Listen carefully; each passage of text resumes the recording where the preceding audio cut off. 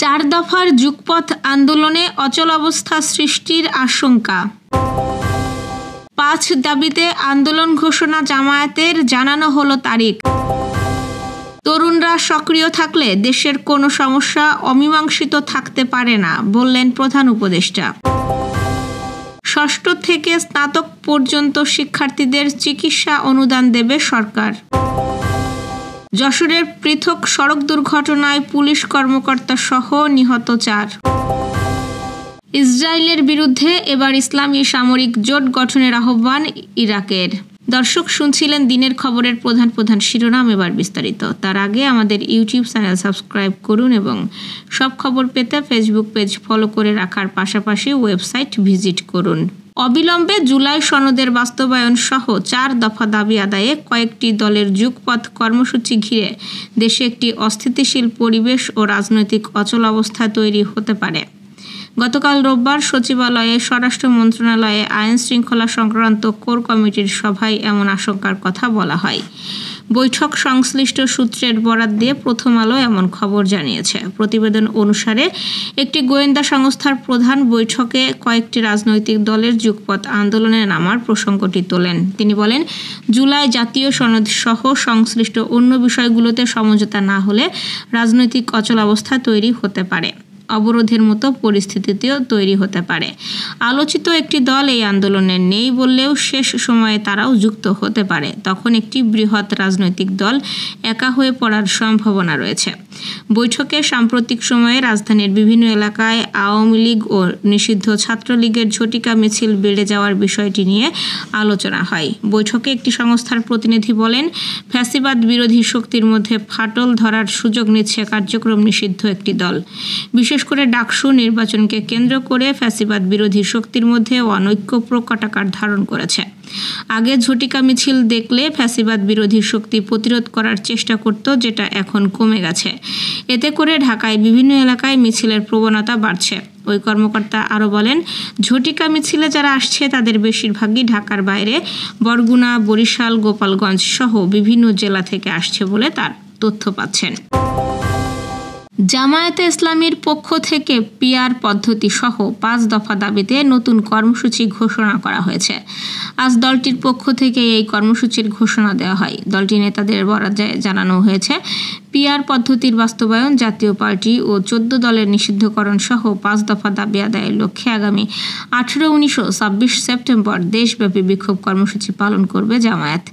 এ বিষয়ে জামায়াতে ইসলামীর নায়েবে আমির সৈয়দ আবদুল্লাহ মোহাম্মদ তাহের গণমাধ্যমকে বলেছেন, আমরা সংসদের উচ্চকক্ষ ও নিম্নকক্ষ উভয় ক্ষেত্রেই আনুপাতিক প্রতিনিধিত্ব পদ্ধতির বাস্তবায়ন চাই। তিনি আরও বলেন, রাজনৈতিক বৈচিত্র্য ও ন্যায্য প্রতিনিধিত্ব নিশ্চিত করতে পিআর পদ্ধতির কোনো বিকল্প নেই। জামায়াতের 3 দিনের কর্মসূচির মধ্যে রয়েছে 18 সেপ্টেম্বর ঢাকায় সমাবেশ ও বিক্ষোভ, 19 সেপ্টেম্বর দেশের সকল বিভাগীয় শহরে বিক্ষোভ এবং 26 সেপ্টেম্বর সকল জেলা উপজেলায় বিক্ষোভ।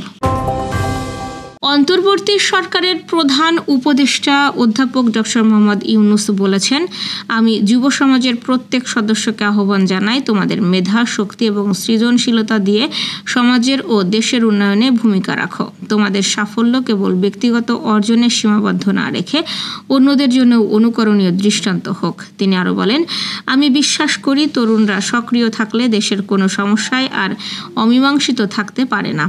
আজ ইয়ুথ ভলান্টিয়ার্স অ্যাওয়ার্ড 2025 অনুষ্ঠানে প্রধান অতিথি হিসেবে উপস্থিত হয়ে তিনি এসব কথা বলেন।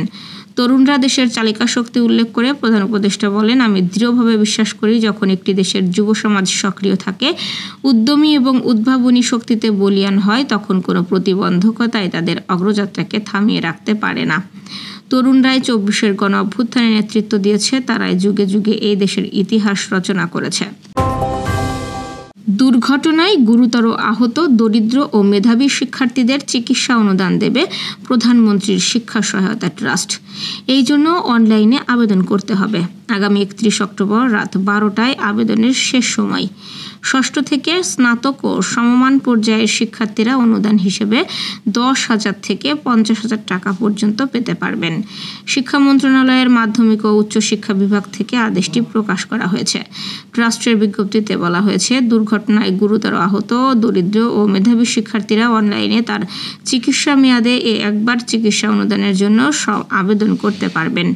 দুর্ঘটনায় গুরুতর আহত ও হাসপাতালে চিকিৎসা গ্রহণের সময় বিজ্ঞপ্তি প্রকাশের অর্থবছর অথবা 1 বছরের মধ্যে হতে হবে।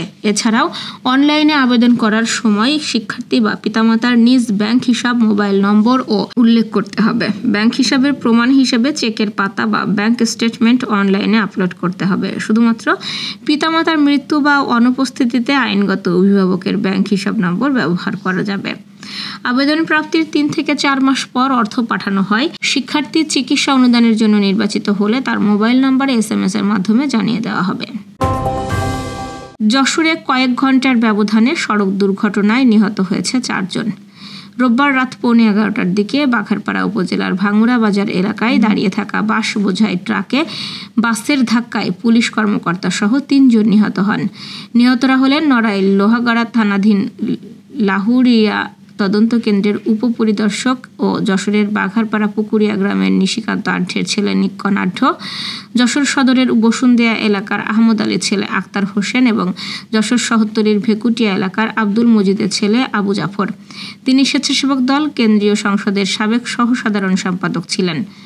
ঢাকা থেকে যশোরগামী নড়াইল এক্সপ্রেসের একটি বাস নিয়ন্ত্রণ হারিয়ে ট্রাকটিকে পেছনের দিক থেকে ধাক্কা দেয়। এতে বাসের সামনের গ্লাস ভেঙে বাসের অগ্রভাগ ঢুকে পড়ে বাসের মধ্যে। দুর্ঘটনার পরপরই স্থানীয়রা বাস যাত্রী আক্তার হোসেনকে ঘটনাস্থলে মৃত অবস্থায় পান।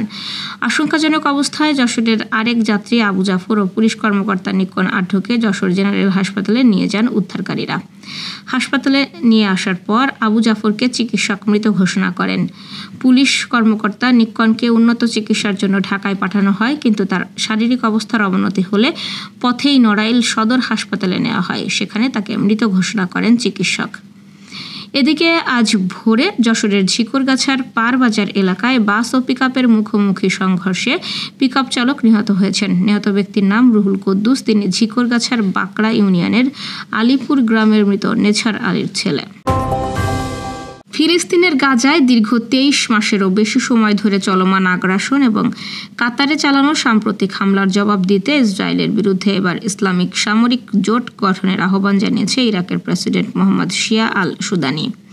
কাতারে আসন্ন আরব ইসলামী সম্মেলনের আগে আল জাজিরাকে দেওয়া এক সাক্ষাৎকারে এই আহ্বান জানান তিনি।